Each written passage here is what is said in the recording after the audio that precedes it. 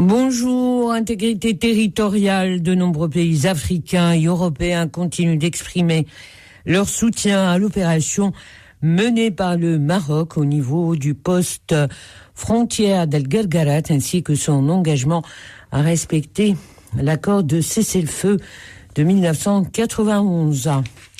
Covid-19, en 24 heures, le Maroc a enregistré 2587 nouveaux cas d'infection au coronavirus et 4701 guérisons.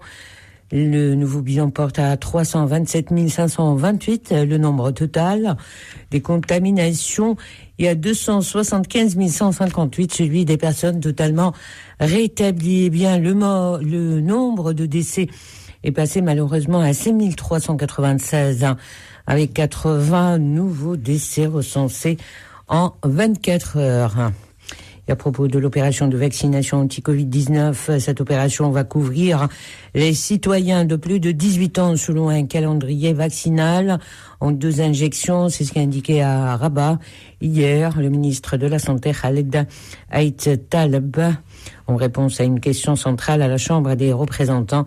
La priorité sera donc donnée au staff se trouvant en première ligne, dont le personnel de la santé, les autorités publiques, les forces de l'ordre, le personnel de l'éducation nationale, ainsi que les personnes âgées et vulnérables. L'opération sera par la suite étendue au reste de la population afin de préserver la santé publique et réduire les répercussions économiques et sociales de la pandémie, tout en garantissant un taux de couverture vaccinale de près de 80% de la population, a ajouté le ministre de la Santé. Grâce à l'implication personnelle de Sa Majesté le Roi Mohammed VI, le Maroc se trouve en pole position en vue de la fourniture du vaccin anti-Covid-19, dont la sécurité, l'efficacité et l'immunité ont été confirmés à travers des indicateurs positifs et des essais cliniques menés sur de nombreux volontaires au Maroc et dans plusieurs autres pays du monde.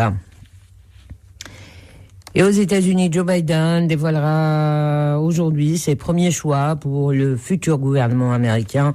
Joe Biden poursuit donc la mise en place de son équipe à 2 mois de son investiture. Il a déjà nommé plusieurs proches conseillers qui l'entoureront à la Maison-Blanche, mais le suspense persiste sur son gouvernement qui devrait représenter l'Amérique.